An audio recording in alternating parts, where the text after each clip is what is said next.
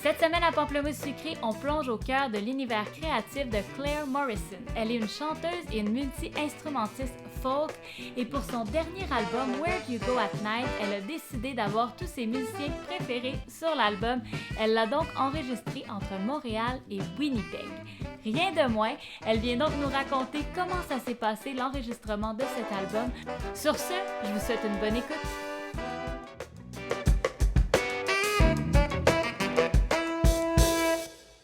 Une voix douce, des textes touchants. Claire Morrison, bonjour. Bonjour. En avril dernier, tu as sorti ton premier album qui s'appelle Where Do You Go at Night.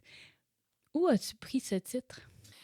Ouais, ben en fait, le titre Where Do You Go at Night, c'est vraiment ma réalisatrice avec qui j'ai travaillé sur l'album, une artiste qui s'appelle Rihanna, qui m'a un peu guidée qui m'a un peu guidée à la découverte, en fait, du titre. Moi, je savais vraiment pas où je m'en allais en termes de comment j'allais appeler l'album. Tu sais, c'était vraiment jusqu'à la fin du processus, puis j'avais toujours pas de titre, puis tu sais, le mastering tirait à sa fin, puis il fallait que je choisisse quelque chose. Mais c'est dur de choisir un titre parce que le titre, il reste là. Il n'y a pas moyen de... Tu sais, les paroles aussi restent là, mais je veux dire, le titre de l'album, c'est ça qu'on va tout le temps renommer. Oui. Faut vraiment que tu l'aimes. Faut que tu adores ton titre. Il faut que tu adores l'album, d'abord et avant tout, mais après ça, il faut trouver comme exactement la bonne affaire.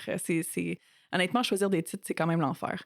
Puis elle m'avait dit, parce que moi, j'étais prise, là, j'étais stock, je savais pas ce que je faisais, puis elle m'a dit, tu sais, retourne dans tes textes, lis les textes de chaque chanson, puis va voir s'il y a quelque chose là-dedans. Fait qu'on a fini j'ai fini par choisir Where Do You Go at Night, qui est une ligne tirée du dernier single de l'album, I'm Alive.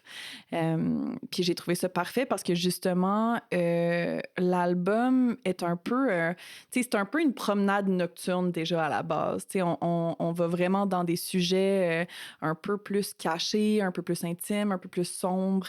Alors je trouvais que ça venait vraiment résumer un peu ce à quoi on peut s'attendre en écoutant l'album, en commençant l'album du début. L'album a été écrit quand même sur 10 ans. Est-ce que pendant ces 10 ans-là, tu as vécu bien évidemment plein de choses, mais est-ce que c'est vraiment ta vie à toi que tu racontes? Est-ce que tu te censures quand tu viens pour écrire un texte sur qu'est-ce que tu dis, qu'est-ce que tu dis pas? Oh, je pense pas que je pense pas que je suis une artiste qui se censure beaucoup à travers ses textes. Peut-être que je devrais. Peut-être que je devrais. Mais en fait, c'est ça. C'est sûr que l'album raconte vraiment beaucoup de mes histoires. On le sent à travers les textes. Je pense que je suis vraiment en train de parler d'expériences que j'ai vécues, de relations, de voyages, de plein d'affaires. Puis, tu sais, comme tu dis, c'est un album que, tu sais, dans certains cas, pour les chansons de l'album, il y en a que j'ai commencé à écrire vraiment en arrivant à Montréal. Fait que, tu sais, on parle de autour de 2013-2014. Tu sais, jusqu'à, tu sais, qu'on était dans le processus d'enregistrer l'album, il y avait des chansons qui n'étaient pas tout à fait, tu sais, complétées, qu'on était en train de finaliser les paroles en studio. Puis ça, c'est vraiment... Je sais que ça donne des frissons à d'autres ACI, là, l'idée d'être comme rendu en studio puis de pas avoir fini ses textes. Mais moi, ça m'arrive à chaque fois que j'enregistre un disque. Parce que tu as fait des EP avant. Oui, là. exactement. J'ai fait un EP, puis tu sais, genre, j'ai fait d'autres enregistrements avec d'autres bandes, puis c'est vraiment, à chaque fois, il y a comme au moins une chanson que je suis dans la voiture en m'en allant au studio, puis ça me prend absolument un autre couplet, fait que genre, c'est là ou jamais. C'est ça qu'on appelle être productif sous pression. Absolument. Ça, c'est vraiment... ça résume très bien ma personnalité. Quand même. Puis, tu as collaboré avec Rihanna, qui est une de tes meilleures amies. Oui. Tu me dis oui, puis tu sais, je vois que ça a l'air de s'être bien passé, mais est-ce que tu as quand même eu peut-être une petite crainte au début à collaborer avec une personne qui est si chère pour toi? Parce qu'on sait que la musique, c'est émotionnel, puis des fois, ça peut bien se passer, comme ça peut être plus houleux. Oui, tout à fait. ce qui était vraiment cool avec Rihanna, c'est que c'est quelqu'un avec qui je travaille sur plein de différents projets depuis vraiment longtemps. Fait que, tu sais, c'est certainement une de mes meilleures amies, mais c'est aussi, tu sais, une de mes collaboratrices, tu sais, des plus proches, des plus chères. Puis, on avait en fait commencé à travailler ensemble, tu sais, ça commence à remonter à loin, là, mais moi, en début de carrière, tu sais, j'avais chanté sur des shows avec elle, on avait commencé à collaborer à ce niveau-là. Puis quelques années plus tard, elle m'a demandé si je voulais être sa gérante pour son projet. Fait que là, j'ai travaillé avec elle en tant que membre de son équipe. J'ai travaillé avec elle en tant qu'accompagnatrice, tu sais, musicienne accompagnatrice sur scène avec elle lors de ses tournées en Europe, un peu à travers, tu sais, à travers le Canada. On est allés à plein d'endroits ensemble. On a fait l'Allemagne, la France, Belgique, Suisse. Fait qu'on a vraiment, tu sais, on a vraiment une relation professionnelle qui est très bien établie. Puis on se comprend très bien au niveau créatif. Alors pour moi, c'était un choix très naturel. Si tu devrais me parler là, de une des pièces, puis on va aller en écouter un extrait, laquelle que tu trouves le plus peut-être significatif ou qui raconte quelque chose qui a vraiment été marquant pour toi? Mhm. OK.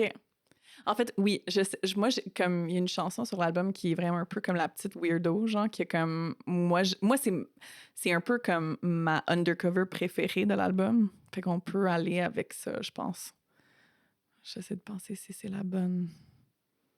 Ben ouais, parce que c'est une des tunes, genre, moins connues de OK? l'album. Fait que c'est. Ouais, Oui, parfait. parce que I'm Alive, elle a vraiment joué beaucoup aussi à la radio et tout, là. Oui, ça, c'est le fun. Ça, Ouais. c'est très cool. Ouais, je pense que c'est ça. Ouais, on va parler de The Star, je pense. Ouais, sure. OK. Mhm. Fait que The Stars. Mhm. Qu'est-ce qu'elle apporte, cette chanson-là, justement? Là? Qu'est-ce qu'elle vient chercher chez toi quand tu l'as écrit? C'est quoi qu'elle signifie? Mhm. The Star, comme chanson, est bien particulière parce que, justement, tu sais, on vient de se dire que, ah, mais tu sais, l'album, tu sais, raconte plein d'expériences, plein de choses que j'ai vécues.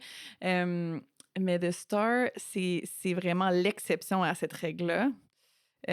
Parce que c'est une des premières fois, c'est pas la première fois que j'essayais d'écrire vraiment comme une histoire qui était pas de mon propre vécu. OK? Fait que c'est vraiment une fiction que je suis allée écrire à travers à travers la composition puis à travers l'écriture de cette chanson-là. Est-ce que ça a quand même été inspiré de gens que tu connais, d'émissions que tu as écoutées? Tu sais, ça a parti de où? Même pas. C'était une chanson qui était partie vraiment d'un exercice d'écriture automatique.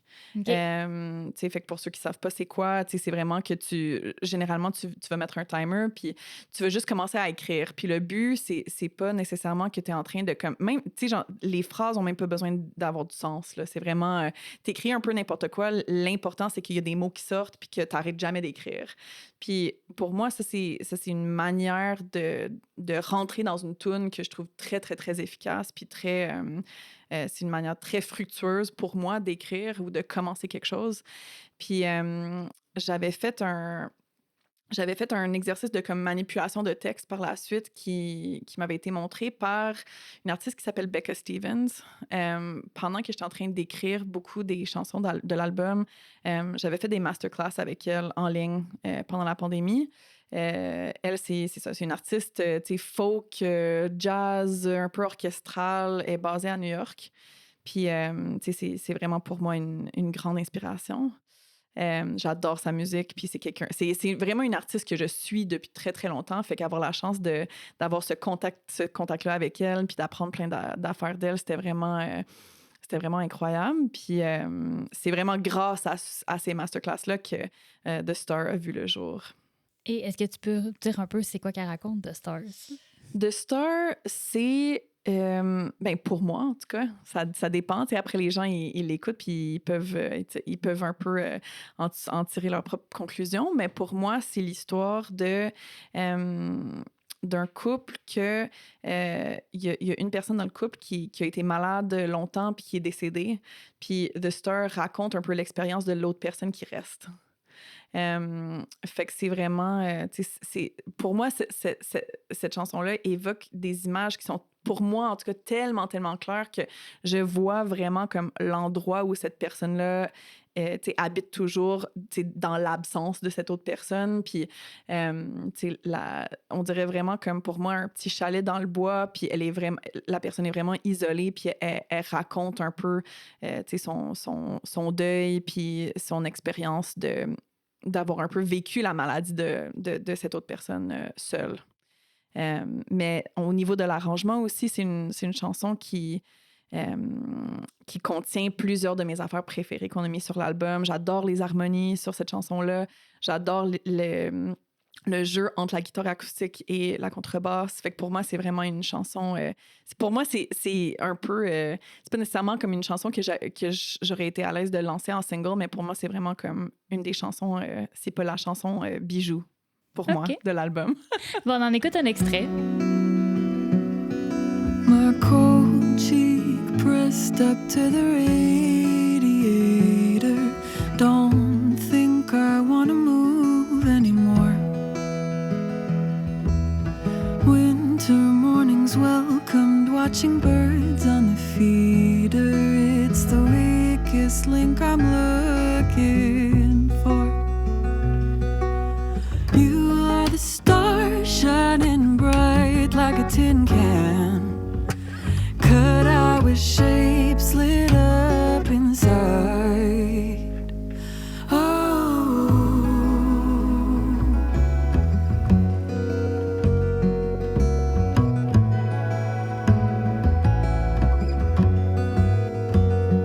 to be rich in memories of you, keep this gold to myself. I've been a fire breather, baby, it's true.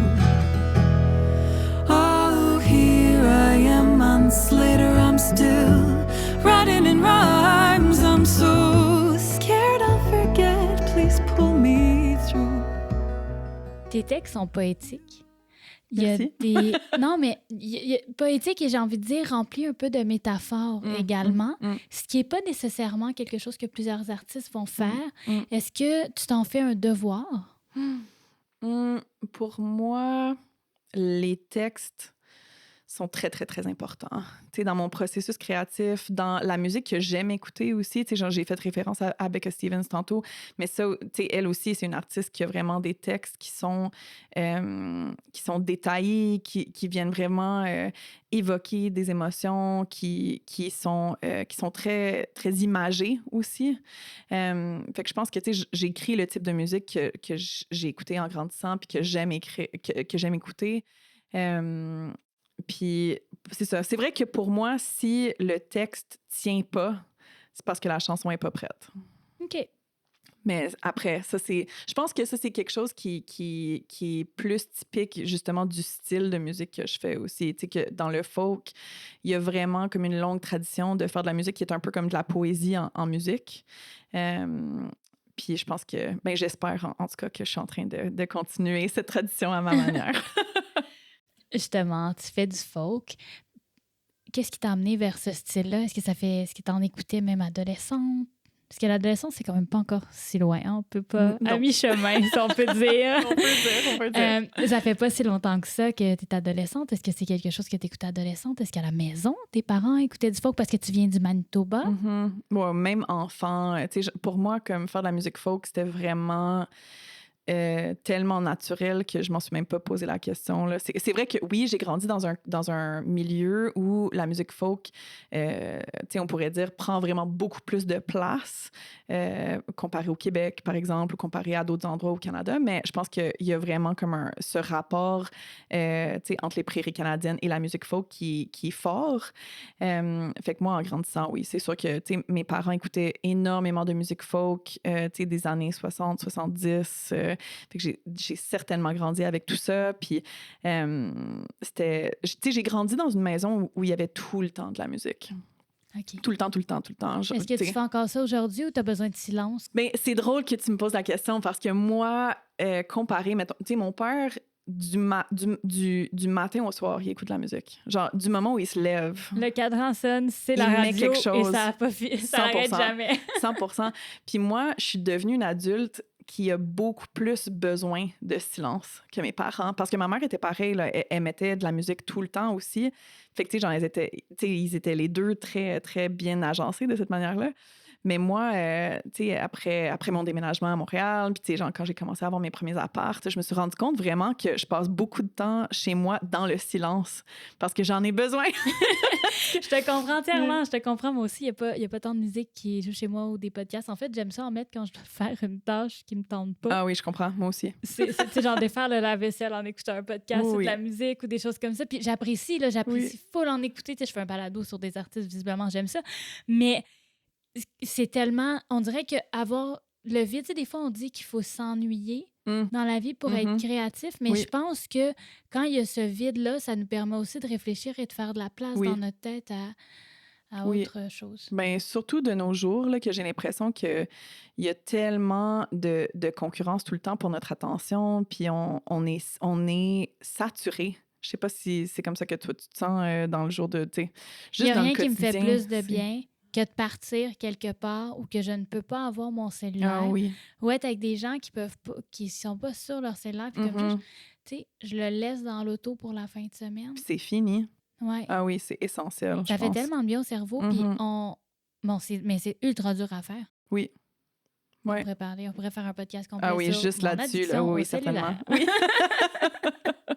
Donc, est-ce que tu parlais français quand tu étais jeune? Ou Oui. parce que j'imagine que tu ne l'as pas appris à ton déménagement à Montréal. Là. Non, non, non, Parce non. que tu le parles très, très bien. Fait que je suis comme...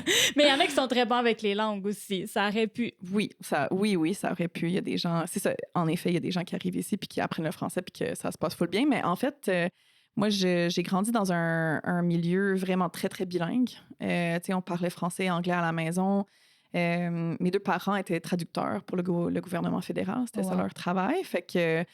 puis moi, j'ai grandi, en fait, tu sais, on a grandi à Winnipeg, mais on a grandi dans un quartier francophone. Fait que j'allais à l'école en français. Tu sais, c'était vraiment... Tu sais, maintenant, c'est un peu différent, mais à l'époque, quand tu allais dans les commerces, justement, autour de chez nous, c'était le français d'abord. Tu sais, c'était vraiment... tu pouvais aller te faire servir en français pas mal n'importe où autour de chez nous. Puis, c'est ça. Après ça, tu sais, je pense que j'ai vécu une expérience qui est très commune là-bas, c'est-à-dire que, tu sais, après l'école primaire, tu sais, je vais aller, je change d'école, je vais à l'école secondaire en anglais. Tu sais, là, je commence à passer vraiment, vraiment beaucoup plus de mon quotidien complètement en anglais. Puis c'est sûr qu'à ce moment-là, tu perds un peu ton français, Oui, tu es de c'est moins en moins normal. à l'aise. Fait que, tu sais, en début de vie adulte, mettons autour de mes 18-19 ans, j'ai commencé à vraiment comme retisser des liens avec la communauté francophone, avec un projet que j'avais à l'époque qui s'appelait Fire and Smoke. Puis c'est avec ce projet-là, justement, que je suis venue faire le festival de la chanson de Granby en 2012. Puis c'est grâce à ce festival-là que j'ai déménagé. Tu sais, parce que là, dans le contexte de ce festival-là, j'ai rencontré plein de gens qui sont devenus, tu sais, de mes meilleurs amis, tu sais, des personnes, justement, qu'on entend sur l'album que j'ai sorti cette année. Fait que, tu sais, ça m'a permis vraiment de faire des connexions super importantes pour moi, pour ma vie puis pour ma carrière. Puis ça m'a permis de voir justement que j'avais une vie qui m'attendait ici si j'avais le goût d'explorer ça. Fait que je suis venue m'installer ici en juin 2013. On parle des collaborations sur ton album Oui. parce qu'il y a plusieurs artistes. Parce que, tu sais, moi, je connaissais beaucoup Claire Morrison, guitare-voix. Mhm. Tu sais, tes singles, c'était Mhm. beaucoup ça. Mais là, tu as été mettre plein d'autres instruments, Mhm. donc plein d'autres musiciens. Oui. Comment ça s'est passé, collaborer? Puis est-ce que tu peux nous en parler aussi de chacun d'eux, un peu tes liens avec eux? Parce que c'est comme un album d'amis. Ah oui, certainement. Oui, ça a été vraiment un processus riche pour moi, tu sais, riche musicalement, mais riche interpersonnellement aussi, là, on s'entend. Puis, ce qui est vraiment particulier avec l'album qu'on a fait, c'est que, tu sais, moi, j'étais ici à Montréal, puis on l'a fait, tu sais, l'album a été enregistré en pandémie, hein, fait que, tu sais, on se rappelle Avec que... les contraintes de pandémie. Voilà. Puis, tu sais, moi, mettons, on a enregistré entre octobre 2021 puis décembre 2022. Puis ça, on l'a vraiment fait par phase, parce que comme moi, j'étais à Montréal, Marielle était à Winnipeg, il fallait quand même qu'on trouve des moments pour qu'on puisse se voir en personne, qu'on puisse travailler en studio. Fait que c'était une question de voir, OK, genre, quelle chanson est-ce qu'on fait à Winnipeg, puis dans quel studio, puis avec quel musicien. Puis c'est quoi qu'on va faire ici à Montréal. Fait qu'on a fini par avoir vraiment 2 équipes. Mais oui, puis c'est toute une organisation. On s'entend à Winnipeg, là, it's not next door. Hein? Non, c'est ça. En avion, c'est 3 heures. 3 heures, mais 3 en voiture, c'est toute une autre histoire. Ah oui, c'est 5 jours. C'est pas du tout la même affaire. Fait que c'est ça. Fait que là, on avait fait une bonne partie du travail à Winnipeg au studio No Fun Club, qui est comme un de mes studios préférés au Canada. Pourquoi? Qu'est-ce qu'il y a de spécial? Le studio, il y a tellement d'affaires spéciales avec ce studio-là, mais ça sonne vraiment, vraiment bien. ça aide, mais c'est un studio qui a vraiment... qu'on est très, très chanceux d'avoir à Winnipeg parce que c'est un studio que si ça existait à Toronto, mettons, ça coûterait le double du prix. Ah, OK, ouais. Tu comprends?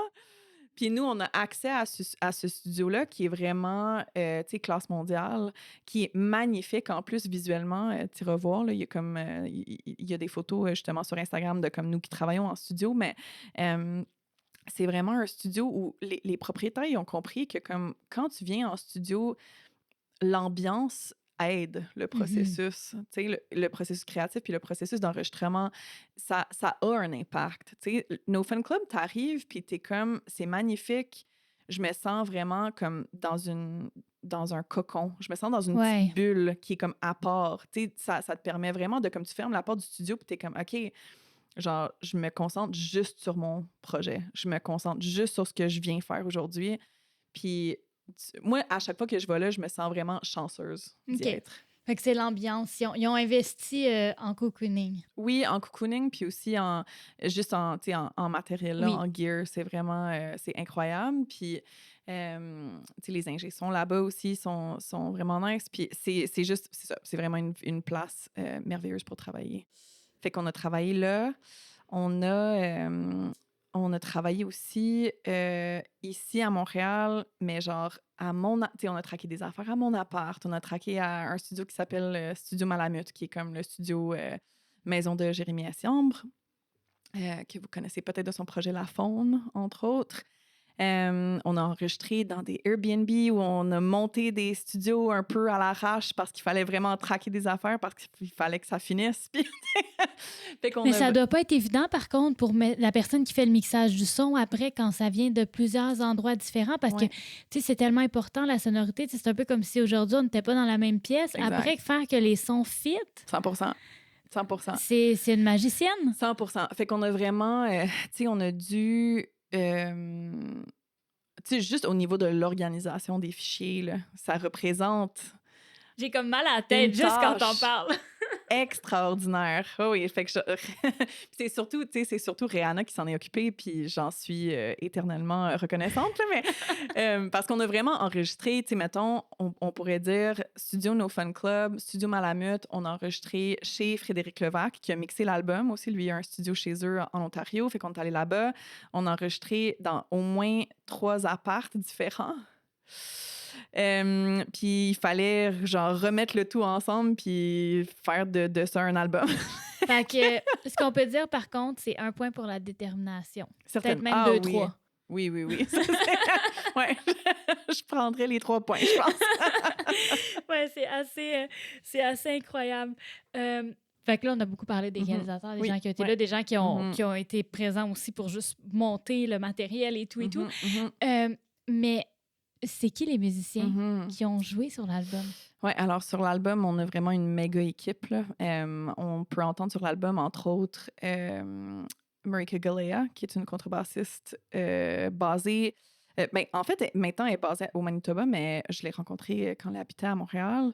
On entend Félix Leblanc sur certaines chansons au piano. On entend aussi Judith Little-Daudelin, qui est une chanteuse, choriste, instrumentiste ici à Montréal. Puis, en plus d'être une magnifique membre de mon band, c'est aussi ma meilleure amie. Fait que ça, c'était vraiment cool de pouvoir faire ce T'es bien processus-là. entourée, hein? Ah oui, ça, 100%.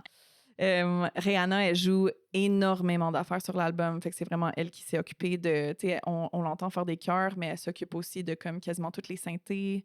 Beaucoup de l'habillage sonore de l'album, tu sais, qui fait vraiment que l'univers de l'album est complet. On entend aussi Julian Bradford de Winnipeg, contrebassiste et bassiste électrique. On était nombreux sur l'album, là, fait que je sais que j'oublie des noms, là, mais ça a été je me sens vraiment choyée, en fait, d'avoir eu accès à toutes ces personnes-là pour faire l'album. Une autre pièce de l'album qu'on va aller écouter, un petit extrait, ça s'appelle Falling In. I knew the silly game that I was playing when I saw the softest sunrise over the face. I knew it all lighter when the tender light reminded me of the way you took my hands.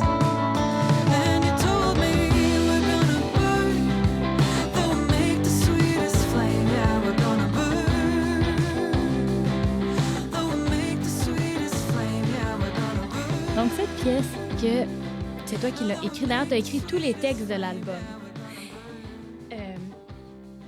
Cette pièce-là, qu'est-ce qu'elle nous raconte? Qu'est-ce que tu as voulu raconter de ta vie? Parce que là, on sait que Star était une fiction, mais que les autres sont liés à toi.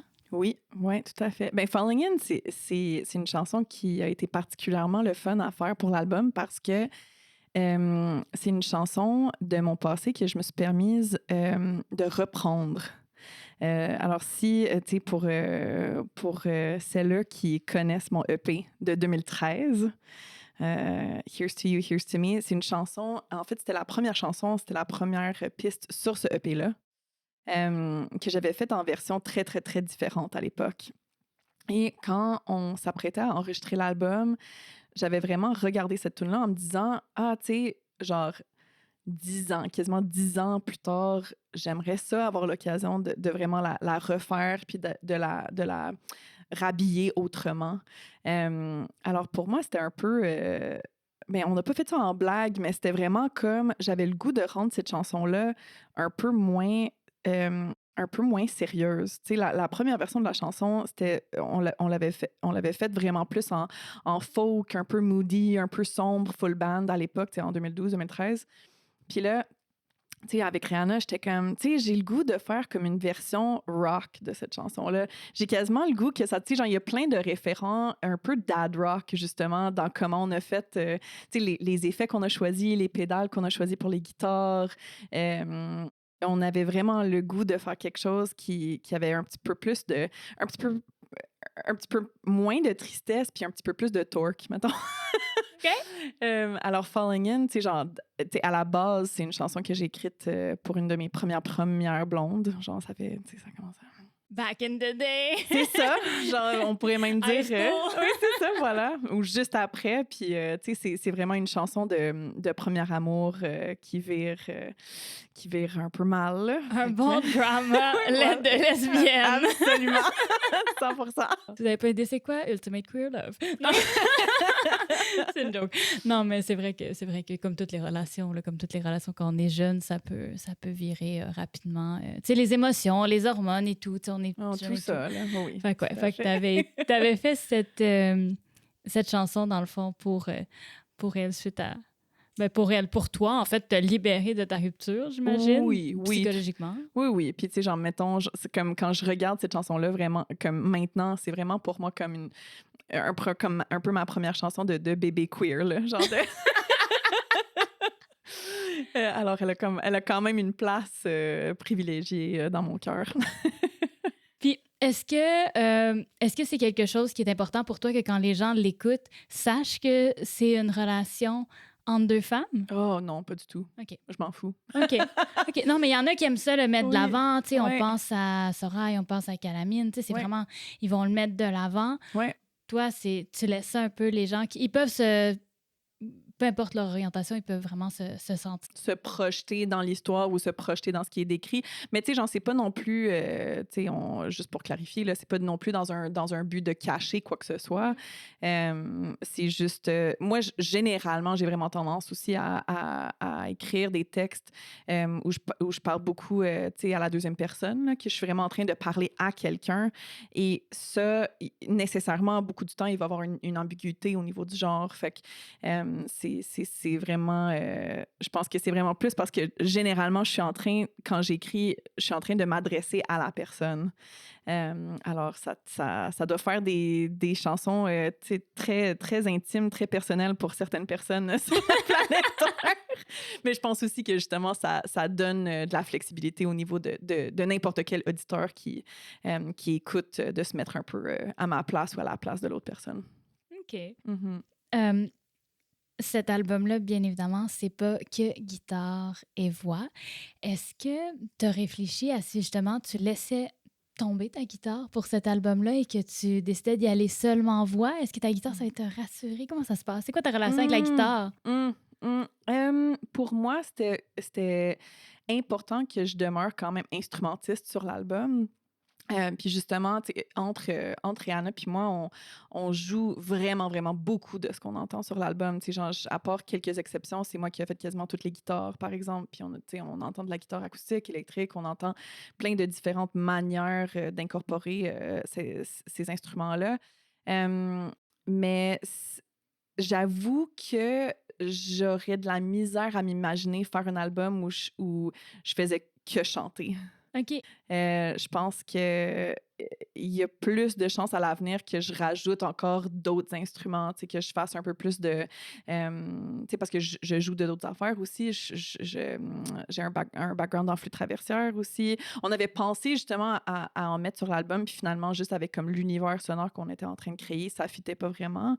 Mais je pense que c'est ça. Peut-être à l'avenir, ça va être plus une question de rajouter des affaires parce que, moi, dans un contexte live, j'ai toujours le goût d'avoir l'option de pouvoir faire mon show en solo. OK. Je pense que c'est important aussi quand tu as décidé de faire ton album avec des musiciens qui sont de partout. Oui, tout à fait. Puis, tu sais, mettons, ça vaut la peine de dire que, mettons, quand tu es en début de processus d'enregistrement ou même de pré-prod, tu es en train de planifier ton album, il y a vraiment comme deux chemins que tu peux prendre. Tu peux prendre le chemin... Moi, je veux enregistrer un album qui s'approche le plus possible de l'expérience live. Puis il y a l'autre chemin qui est comme... je m'en fous un peu. J'ai vraiment le goût de faire un produit sonore qui... mettons, sans faire de compromis. Mm-hmm. Fait que nous, on a vraiment pris le plan B, là, parce que, tu sais, pour faire vraiment pour faire un show en live de ce qu'on a fait sur l'album, ça prendrait, tu sais, une équipe de 20 personnes. Puis... C'est un orchestre rendu ici. Oui, exactement. Fait que, tu sais, nous, on a décidé Appel à l'OSM. Oui, c'est ça, exact. Tu sais, fait qu'on a décidé, genre, c'était vraiment comme un choix conscient qu'on a fait de privilégier l'expérience d'écoute, tu sais, de la version studio. Fait que pour moi, ensuite, comme d'une certaine manière, me réapproprier ces chansons-là pour les faire en version solo, ça représente un beau challenge que j'apprécie beaucoup. Puis ça donne une autre, tu sais, ça donne une autre expérience de cette musique-là. Puis c'est ça. Mais je fais aussi des shows en duo, des fois en trio. Ça va venir tranquillement au courant des prochains mois. Puis, tu sais, j'aimerais ça aussi avoir l'occasion de le faire en full band, mais tu sais, il faut avoir les ressources, faut avoir le budget qui suit, puis les programmateurs qui sont à l'aise, puis qui sont tu sais, en mesure de, justement, d'offrir des cachets puis des conditions qui ont du sens pour avoir, tu sais, 4-5 personnes sur scène. Fait que... Puis tu as aussi choisi de faire ton album pas associé à une maison de disques, donc c'est toi qui dois tout faire. Ça aussi, c'est un gros défi, là.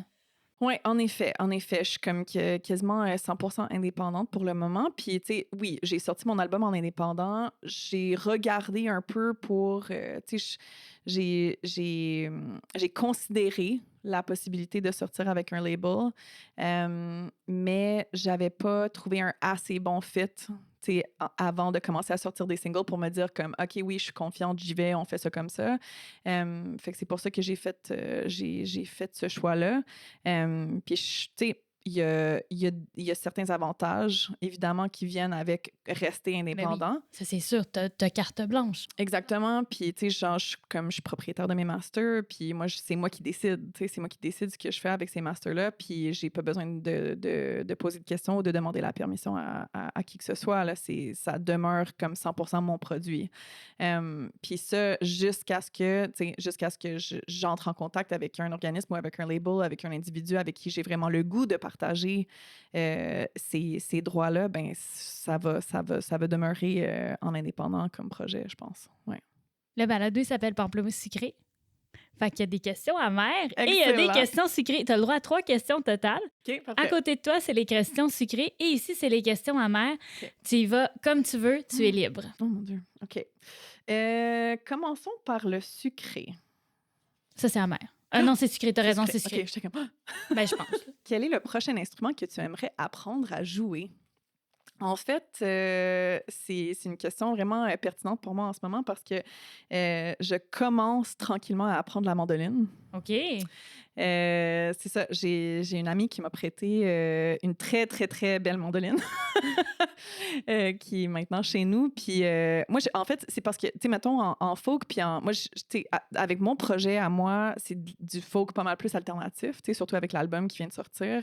Mais j'ai aussi joué pas mal plus dans les univers, tu sais, plus trad, old time, tu sais, vraiment plus roots, un peu country, tu sais. Fait que tous ces instruments-là, tu sais, genre banjo, mandoline, toutes ces affaires-là, c'est vraiment des sonorités qui m'interpellent. Puis j'aimerais ça éventuellement pouvoir incorporer un peu de mandoline dans mon show. Fait que je commence tranquillement pas vite à apprendre. OK. On a hâte de voir ça pour le prochain spectacle ou prochain album. Oui, peut-être à un moment donné l'année prochaine. OK, deuxième question. On va aller pour de quoi d'un peu plus amer. Ah, as-tu déjà eu envie d'abandonner la musique et qu'est-ce qui t'a retenu? Oui, j'ai déjà eu cette envie-là. Puis, je l'ai déjà faite une fois. J'ai OK. déjà abandonné la musique une fois. En fait, moi, tu sais, comme je t'avais expliqué, moi, je suis arrivée ici en 2013. Puis à cette époque-là, j'étais déjà professionnalisée en musique depuis une couple d'années. Tu sais, j'avais commencé en genre 2009-2010. J'avais eu une couple de projets, dont un projet avec lequel j'avais tourné un petit peu au Canada, puis un petit peu au Québec. Puis, tu sais, en arrivant ici, juste avant, j'avais sorti mon premier EP. Je l'avais tourné cet été-là. Puis après ça, je me suis rendu compte que j'étais vraiment brûlée de la musique. Trop, tu sais, c'est comme pas assez, hein, des fois. Mais c'est fou en plus, tu sais, comme je pense à ça maintenant, puis je suis comme, man, genre, déjà d'être brûlée à genre 23, 24, c'est quelque chose, là, c'est jeune, là, pour être fatiguée à ce point-là. Puis j'étais plus sûre si je voulais faire mon projet, j'étais plus sûre d'aimer ma musique, en fait. Ça, c'était vraiment un gros drapeau rouge pour moi en termes de comme, OK, il y a quelque chose qui... Ça se passe pas, là. Genre, il y a quelque chose qui va mal à l'intérieur de moi, puis... autour de genre 2014-2015, j'ai décidé, OK, ben clairement, j'ai besoin d'une pause ou j'ai besoin d'essayer quelque chose d'autre. Je sais pas exactement ça va être quoi, mais genre, je quitte le milieu de la musique, puis je vais voir si je peux comme faire ma vie ailleurs un peu, tu sais, si je vais être heureuse à faire autre chose. Puis je suis retournée à l'école. Je suis retournée à McGill, genre finir mes études, en fait, parce que j'avais commencé un bac à Winnipeg que j'avais jamais fini parce que j'étais tout le temps en tournée, j'étais tout le temps partie. Fait que là, j'étais comme, OK, parfait, genre, je vais retourner à l'école. Puis j'ai fait quelque chose complètement pas rapport. J'ai fini un bac en études religieuses, en philosophie, avec, OK. une concentration mineure en langue arabe. Puis j'ai adoré j'ai adoré ça, être à l'école. Je suis vraiment quelqu'un qui adore apprendre, qui adore étudier, qui adore faire des recherches. Fait que pour moi, c'était vraiment comme... tu sais, évidemment, là, c'était quand même un bac à McGill, là, fait que c'était tough. Tu sais, c'était challengeant. Mais c'était exactement la chose qu'il me fallait à ce moment-là pour un peu comme réorienter ma perspective sur le monde. T'sais, c'est-à-dire que, mettons, genre, quand tu es en musique, tu peux tellement, puis je pense qu'on peut dire ça de n'importe quelle discipline artistique, là, mais tu peux devenir tellement focusé sur ce que tu fais que ta vision du monde devient très, très, très, très, très petite, très restreinte. Tu sais, parce que tu es comme, mettons, tu es en train de faire de la musique, fait que tu es en train de comme écrire, tu es en train d'enregistrer en studio. Toutes les personnes avec qui tu te tiens sont en musique, fait que vous parlez tout le temps Tu un te peu de la rends même dans une affaire. chambre d'écho, mais Ah oui, pas sur les 100%. médias sociaux. Exactement, tu sais, puis moi, je trouve que, ben en fait, ce que j'ai vécu à cette époque-là, c'était que je me sentais pas nécessairement comme intellectuellement stimulée au niveau que ça me prenait. Ça me prenait juste autre chose. Tu sais, je pense que comme on peut vraiment se convaincre en tant qu'artiste que comme ah non, mais si je veux faire ça de ma vie puis que je veux que ça marche, il faut que je fasse ça puis juste ça. Il faut que je fasse, tu sais, genre, il faut que je mette toute mon énergie uniquement là-dedans. Puis ça, je pense vraiment que c'est dangereux, en fait. C'est dangereux pour l'inspiration. Mais j'ai envie de dire, c'est quelque chose que peu importe ton métier, tu peux aussi juste focusser sur un truc, puis à un moment donné, tu deviens comme un peu paresseux parce que tu vas pas vouloir apprendre plus, peu importe ce que tu fais. Ouais, Fait ouais. que tu vas être dans le même bateau. Là. Oui, tout à fait. Puis je pense que, tu sais, mettons, surtout en musique, surtout en chanson, on parle d'une discipline artistique qui nécessite, tu sais, genre qui compte un peu comme l'expérience humaine. Fait que si t'es pas en train d'avoir des expériences humaines, comment t'es censé faire ton art? Fait que je suis partie faire autre chose complètement. Puis après ça, j'ai eu la chance justement de revenir dans le milieu. Puis encore une fois, c'était le bon moment pour que j'y retourne. T'as le droit à une autre chanson? Une autre Une chanson. autre chanson. À une autre question. Parfait. Question numéro 3. On y va pour le sucré. Oui. On y va pour le safe. Mais je peux aller dans l'autre dans l'autre catégorie si tu veux. Y a-t-il un souvenir musical d'enfance qui continue de te guider aujourd'hui? Souvenir musical d'enfance.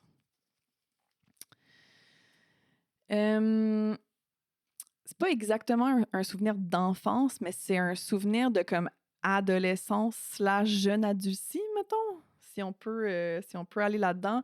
C'est parce que ça me fait penser à un concert que j'ai vu comme quand j'avais comme autour de 18-19 ans. C'est pertinent à cause d'un... Il y a une connexion. C'est pertinent. Je vais t'expliquer pourquoi. Mais autour de mes 18-19 ans, j'ai eu la chance de voir en spectacle une artiste de l'Islande qui s'appelle Laylo. Puis c'est un show que j'ai vu vraiment tôt dans ma carrière, quand j'étais vraiment en train de comme, me poser beaucoup de questions par rapport à comme, tu sais, de quoi je voulais que mon spectacle ait l'air, comment est-ce que je voulais me présenter sur scène. Aussi, tu sais, genre, comme quand t'es jeune, t'es vraiment en train de comme de pousser les limites, je pense, de comme ce que tu penses est possible sur scène. Puis, tu sais, genre, t'es aussi beaucoup en questionnement de tes propres limites, de tes propres capacités. Puis, j'avais vu un show, mais j'avais vu son show dans le cadre d'un festival islandais à Winnipeg, parce que pour ceux qui ne savent pas, le Manitoba, en fait, a une population quand même importante de personnes de descendance islandaise, dont je fais partie, en fait.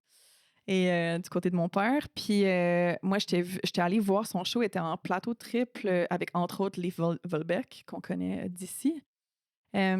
Puis c'était vraiment une des premières fois que je voyais, surtout une femme sur scène, seule, accompagnée juste de sa guitare, puis que ça tenait tout le monde. Tout le monde était figé, tellement c'était magnétique. Puis c'était dans une église tout en bois. Fait que, tu sais, genre, j'y pense, je ferme les yeux, puis genre, je suis capable de me remettre dans cet environnement-là, puis dans l'essence de ce que ça faisait. Tu sais, genre, elle qui était seule sur scène. Puis je me suis... Genre, même encore à ce jour, ça me donne des frissons, tu sais, penser à ça. Puis je compte cette anecdote-là parce que cette année, dans le cadre d'un festival ici à Montréal qui s'appelle FICAS, qui est un festival qui met de l'avant justement les arts et la culture des pays scandinaves, j'ai été invitée comme artiste en résidence à faire un show de sortie de résidence, mais un show de sortie de résidence, mais une résidence aussi bien sûr de création. Puis on m'a dit, tu sais, tu peux choisir n'importe quel artiste provenant des pays scandinaves pour venir travailler avec toi. Oh my God! Ce qui était déjà comme une offre insane, on va se le dire. Fait que c'est ça, c'était Christelle Durand, la directrice de FICAS, qui m'a fait cette offre-là. Puis j'ai pensé immédiatement à Lalo, à cet artiste-là que j'avais vu il y a 10 ans, il y a 10 ans, 11 ans à Winnipeg. Puis elle m'a dit, ben ouais, on va la contacter, on va voir ce que ça donne. Puis dans les 24 heures, elle a répondu à l'invitation pour dire que, ben oui, ça me tente, quand est-ce qu'on fait ça? My God, c'est trop nice! Puis c'est ça, fait qu'elle est venue en mars de cette année, puis on a travaillé ensemble en co-création, en co-écriture pendant 4 jours. Puis on a donné un show de sortie de résidence ensemble au ministère en mars dernier. Fait que c'était vraiment un full circle moment. Tu comprends? C'était vraiment où j'étais comme, oh my God! Ça a vraiment bouclé la boucle. Oui, 100%. Tu sais, genre la jeune artiste de moi à 18 ans. Puis elle avait, ce qui était vraiment émouvant pour moi, ben il y avait plein d'affaires vraiment, vraiment émouvantes dans ce processus-là pour moi, mais une des affaires, tu sais, particulièrement, c'était qu'elle avait exactement cette même magie. Puis c'était vraiment, vraiment, vraiment spécial de la retrouver, puis de retrouver cette capacité à vraiment ramener le monde ensemble, puis à devenir vraiment comme... Parce que ce qui est fascinant avec Lalo, c'est que, tu sais, elle chante pas fort, elle joue pas fort. C'est pas quelqu'un qui va vraiment chercher l'attention de cette manière-là. C'est vraiment quelqu'un qui a comme un... C'est vraiment un magnétisme, en fait. Puis Est-ce qu'elle t'a révélé ses secrets pour que tu puisses faire ça toi aussi? Ben, je pense... Je dis pas que tu le fais pas, là, mais comme ça avait l'air de vraiment t'avoir captivé quand elle le faisait. Donc, est-ce qu'elle t'a donné un peu des trucs pour pouvoir justement peut-être être plus proche de la foule? Même si j'ai l'impression que tu es déjà très proche de la foule quand tu es en concert, mais... Tu sais quoi, on s'en est même pas parlé. On était tellement focusés sur autre chose parce que, tu sais, mettons, 3-4 jours pour monter un spectacle avec quelqu'un que tu n'as jamais rencontré en personne. Tu sais, moi, je l'avais juste vu sur scène, là. Je l'avais jamais rencontré en personne. Je savais pas interpersonnellement si ça allait marcher. Puis on avait, tu sais, 3-4 jours pour monter un show au complet. Fait que, tu sais, un show de quand même, tu sais, 90 minutes, là. Fait que c'était 3 jours surtout de comme apprendre la musique de l'autre, voir un peu, tu sais, on a quand même, tu sais, fait des nouvelles créations aussi pour le show de sortie de résidence. Fait qu'on a écrit une nouvelle chanson ensemble, il fallait la monter, il fallait l'arranger. Mais c'est justement une chanson qu'on espère pouvoir se voir pour enregistrer dans les prochains mois. Quelque part entre ici et quelque l'Islande. part entre Winnipeg, quelque part entre Montréal puis Reykjavik. Ouais. Ben, après Montréal-Winnipeg, pourquoi pas? Hein? Pourquoi pas?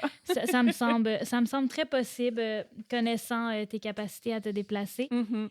Donc, on peut aller acheter ton album. Ça l'aide beaucoup pour que tu puisses justement rentabiliser, puis que tu puisses vivre, puis que tu puisses continuer à créer de magnifiques chansons.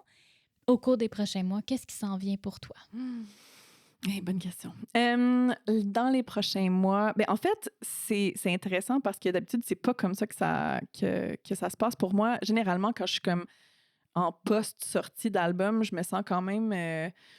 je me sens quand même vidée, là, dans le sens où, comme, tu sais, genre, sortir un album, c'est un immense effort. Mais ce que je trouve vraiment hot cette fois-ci, c'est que je me sens extrêmement créative. Fait que je suis vraiment en mode écriture de ces temps-ci. Je fais pas mal de co-écriture aussi. J'écris, puis je compose avec d'autres artistes. Fait que je suis en train de faire énormément de co-création en ce moment. Puis j'espère que ça va continuer pendant l'automne. Puis sinon, je continue à booker pour l'hiver 2025-2026, printemps 2026. Fait qu'il devrait avoir des dates annoncées sous peu. Fait qu'on regarde sur ton site web pour pouvoir savoir où qu'on peut aller te voir en spectacle. Est-ce que ça va être qu'à Montréal ou tu prévois peut-être te déplacer en Ontario, à Winnipeg? Toutes ces réponses. Toutes ces réponses. Donc, assez va suivre. Ben, Claire Morrison, un grand merci d'être venue aujourd'hui. Merci beaucoup.